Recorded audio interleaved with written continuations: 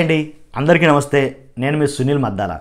ఏంటంటే ఇప్పుడు బాగా ట్రెండింగ్లో ఉన్న టాపిక్ ఏంటంటే కనుక ఫోన్ ట్యాపింగ్.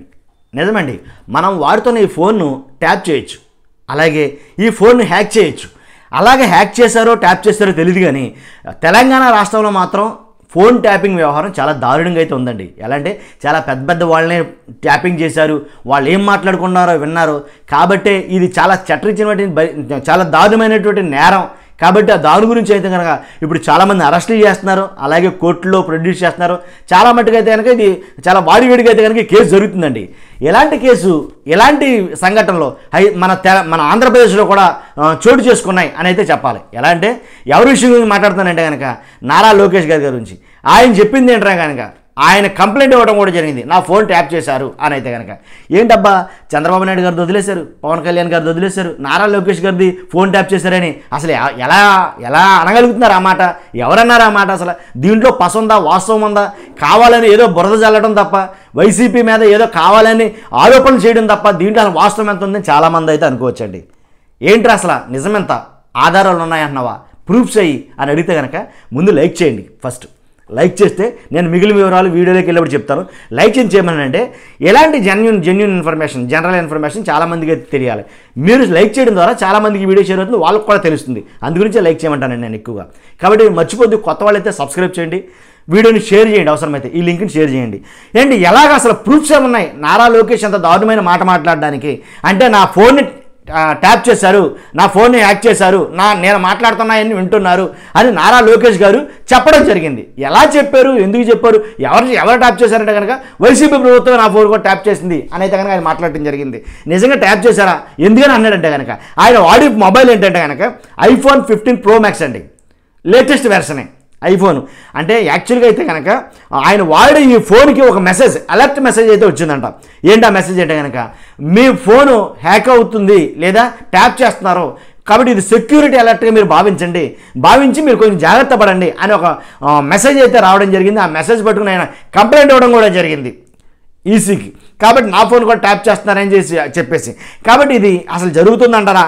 ఆంధ్రప్రదేశ్లో ఐఫోన్ని హ్యాక్ చేసే అంత టెక్నాలజీ ఆంధ్రప్రదేశ్లో ఉందంటారా? అసలు యాక్చువల్గానే సెక్యూరిటీకి పెట్టింది పేరు ఐఫోన్ అంటారు. 100% ఏ ఫోన్ అయినా హ్యాక్ చేయొచ్చు, కానీ ఐఫోన్ని ట్యాప్ చేయడం కానీ హ్యాక్ చేయడం కానీ అసంభవం అని చెప్పేసి ప్రపంచ దేశాలన్నీ చెప్తాయి.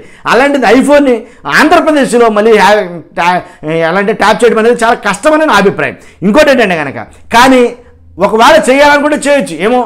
ఏంటంటే సైబర్ క్రైమ్ ఎంత దారుణంగా తయారయ్యారంటే ఐఫోన్ ఇప్పుడు ఇక్కడి నుంచే ట్యాప్ చేయాలనే ఉంది, వేరే ప్లేసెస్ నుంచి ట్యాప్ చేయొచ్చు కదా, అలా జరుగుంటుందేమో అని వీళ్ళ అనుమానాలు. తర్వాత ఇంకోటి ఏంటంటే కనుక ఇప్పుడు జరిగింది కాదు ఆంధ్రప్రదేశ్లో, గతంలో కూడా జరిగినాయి ఇలాగా.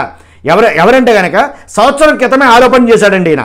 నెల్లూరు రూరల్ ఎమ్మెల్యే అభ్యర్థి Kotamreddy Sridhar Reddy MLA, Nellore rural MLA Kotam Sridhar Reddy ఏం చెప్పారంటే సంవత్సరం కిందటే నా ఫోన్ని ట్యాప్ చేస్తున్నారు వైసీపీ గవర్నమెంట్, రాజశేఖర రెడ్డి గారు జగన్మోహన్ రెడ్డి గారు నా ఫోన్ ట్యాప్ చేశారు అనేది కనుక ఆయన చాలా ఆరోపణలు చేశాడు.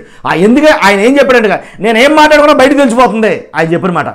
నేను ఏం మాట్లాడినా కానీ బయటికి తెలిసిపోతుంది, కాబట్టి నా ఫోన్ ట్యాప్ చేశారు, నా ఫోన్ హ్యాక్ చేశారు, కాబట్టి నేను ఏం మాట్లాడినా సరే ఆటోమేటిక్గా ఎదటోళ్ళు తెలిసిపోతుంది, వాళ్ళు చెప్పేస్తున్నారు అనేది అన్నాడు. చాలామంది నవ్వారు, చాలామంది ఎటకారం చేశారు, కొంతమంది సీరియస్గా తీసుకున్నారు. అయితే అప్పుడు అంత సీరియస్నెస్ లేదు, కానీ ఇప్పుడు ఎప్పుడైతే తెలంగాణలో ఫోన్ల ట్యాపింగ్ వ్యవహారం బయటకు వచ్చిందో, వెలుగులోకి వచ్చిందో, అప్పటి నుంచి చాలామంది నాయకులు దడబట్టుకుందండి. ఇప్పుడు లోకేష్ గారి ఫోన్కే ట్యాప్ చేసినప్పుడు అంతగా ముందు కోటమిరెడ్డి ఎవరైతే ఉన్నారో శ్రీధర్ రెడ్డి ఆయన ఫోన్ ట్యాప్ చేయలేనని, ఆయన ట్యాప్ చేయరని ఎందుకు అనుకోవాలి?